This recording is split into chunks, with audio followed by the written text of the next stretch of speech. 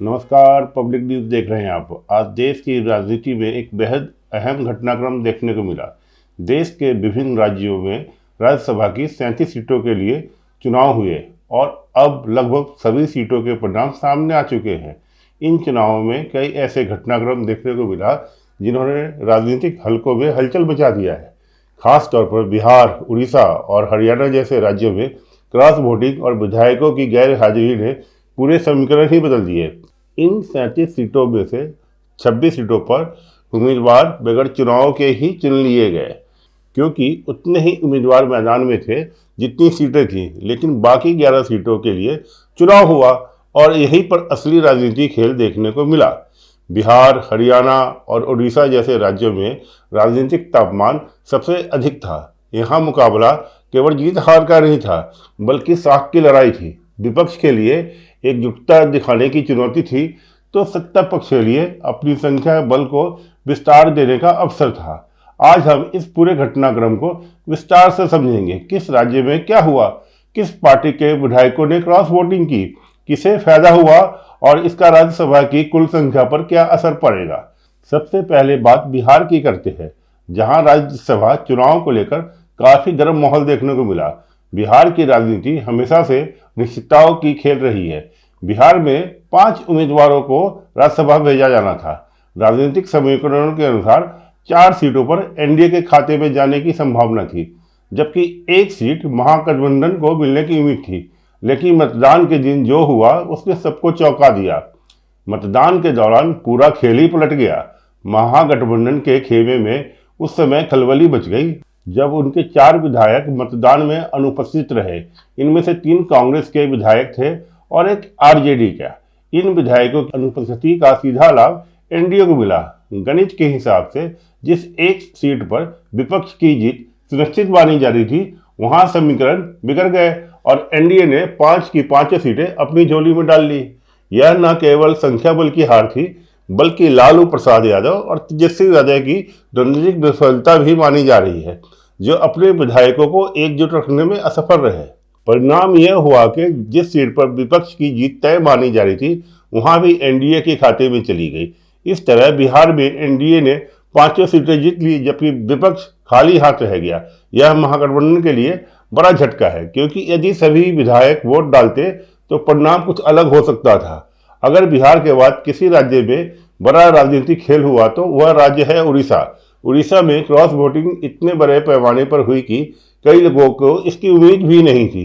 बीजू जनता दल और भारतीय जनता पार्टी के बीच सीटों का बंटवारा लगभग स्पष्ट था, लेकिन यहाँ बड़े पैमाने पर क्रॉस वोटिंग देखने को मिला। कांग्रेस, जिसे पहले से ही अपने विधायकों पर संदेह था, उसने अपने 14 में से 8 विधायकों को भुवनेश्वर की एक रिसोर्ट में सुरक्षित रखा था, लेकिन बारेबंदी भी काम न आई। मतदान के दौरान कई विधायकों ने पार्टी लाइन से हटकर वोट डाला। बताया जा रहा है कि कुल 11 विधायक ने क्रॉस वोटिंग की। इसमें कांग्रेस के 4 भी शामिल बताए जा रहे हैं, जबकि बाकी विधायक बीजेडी से बताए जा रहे हैं। इन विधायकों के नाम भी चर्चा में हैं, जैसे देवी रंजन त्रिपाठी, रामाकांत भोई और अन्य कुछ विधायक, जिनके बारे में पहले से अनुमान लगाया गया था कि वे पार्टी लाइन के खिलाफ जाएंगे।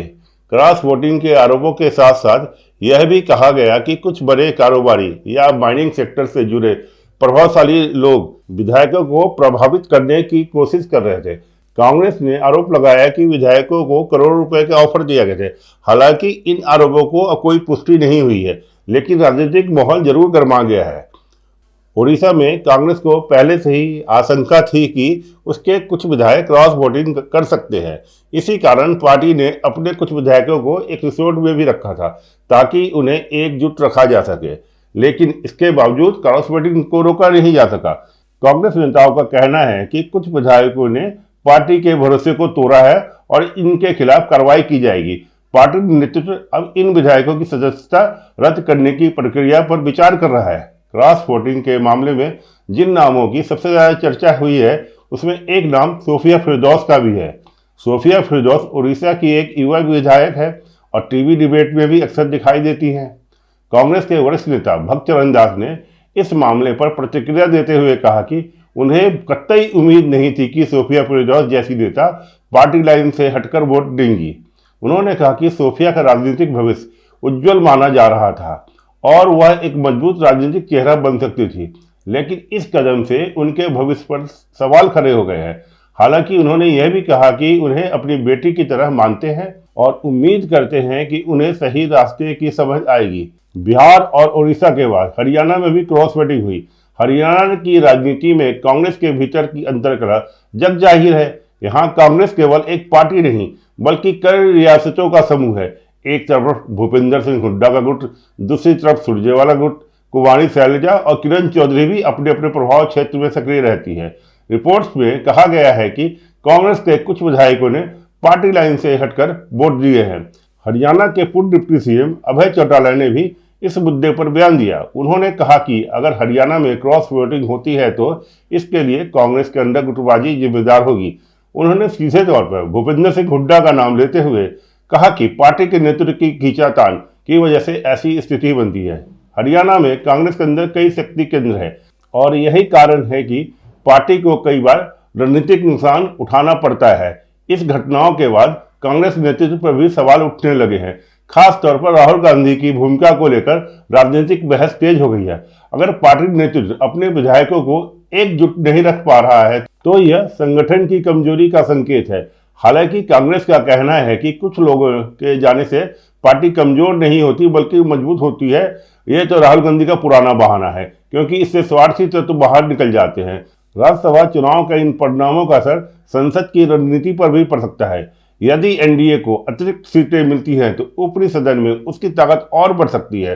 राज्यसभा में किसी भी बिल को पास कराने के लिए पर्याप्त संख्या की जरूरत होती है। ऐसे में यदि सरकार के पास ज्यादा समर्थन होगा तो कानून बनाने की प्रक्रिया आसान हो सकती है। इन चुनावों के बाद विपक्ष की रणनीति पर भी सवाल उठने लगे हैं।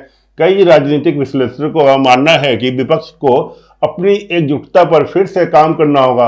अगर सहयोगी दलों और विधायकों के बीच भरोसा नहीं रहेगा तो चुनाव रणनीति में इसका सीधा असर देखने को मिलेगा। इस चुनाव में एक और महत्वपूर्ण पैटर्न उभर कर सामने आया। विपक्षी दलों के मुस्लिम विधायकों का एनडीए की ओर झुकाव। बिहार से लेकर उड़ीसा तक कई ऐसे नाम सामने आए जो पारंपरिक रूप से बीजेपी विरोधी माने जाने वाले समुदाय से आते हैं, लेकिन उन्होंने वोट बीजेपी या एनडीए समर्थित उम्मीदवारों को दिया। अब सबसे बड़ा सवाल यह है कि क्रॉस वोटिंग करने वाले विधायकों के खिलाफ क्या कार्रवाई होगी। कांग्रेस ने संकेत दिया है कि वह ऐसे विधायकों के खिलाफ कड़ी कार्रवाई कर सकती है और उसकी सदस्यता रद्द करने की मांग भी कर सकती है।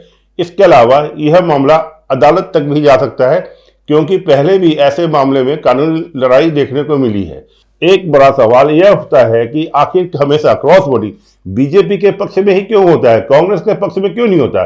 इसके कई कारण होते हैं। बीजेपी का चुनाव प्रबंधन सूक्ष्म स्तर पर होता है। वे केवल अपने वोटों पर निर्भर नहीं रहते बल्कि विपक्ष की कमजोरी कड़ियों को पहचानने भी माहिर है। जहां विपक्ष की सरकार है वहां विधायकों को विकास कार्यों और भविष्य की संभावनाओं का प्रलोभन होता है। कांग्रेस और उसके सहयोगी दल अक्सर अपने विधायकों की शिकायतों को सुनने में देरी करते हैं। जब तक डैमेज कंट्रोल शुरू होता है तब तक विधायक अपना पाला बदल चुके होते हैं। कुल मिलाकर इस बार के राज्यसभा के चुनाव कई महीनों में दिलचस्प रहे, जहां एक तरफ कुछ सीटें आसानी से तय हो गई, वहीं दूसरी तरफ कुछ राज्यों में क्रॉस वोटिंग और गैरहाजिरी ने पूरे राजनीतिक समीकरण बदल दिया। बिहार में महागठबंधन को बड़ा झटका लगा, उड़ीसा में अप्रत्याशित क्रॉस वोटिंग हुई और हरियाणा में भी गुटबाजी की खबरें सामने आई। इन चुनावों के बाद राज्यसभा में एनडीए और विशेष रूप से बीजेपी की स्थिति पहले से कहीं अधिक मजबूत हो गई है। राज्यसभा जहां अक्सर सरकार को महत्वपूर्ण विधेयकों को पास कराने में कड़ी मशक्कत करनी पड़ती थी, अब वहां एनडीए बहुमत के आंकड़े के बेहद करीब पहुंच गया है। सांसदों की बढ़ती संख्या का मतलब है कि आने वाले समय में सरकार संविधान संशोधन या अन्य कई कानून बिना किसी बड़े अवरोध के पारित करा सकेगी। वहीं विपक्षी खेमे के लिए यह कड़ी चेतावनी है कि यदि भी अपने घर को नहीं संभाल सकते तो वे राष्ट्रीय स्तर पर बीजेपी का मुकाबला कैसे कर पाएंगे। धन्यवाद। ताज़ा खबरों से जुड़े रहने के लिए हमारे चैनल को सब्सक्राइब करें और बेल आइकन को दबाना ना भूलें, ताकि हर खबर की नोटिफिकेशन आपको मिलती रहे।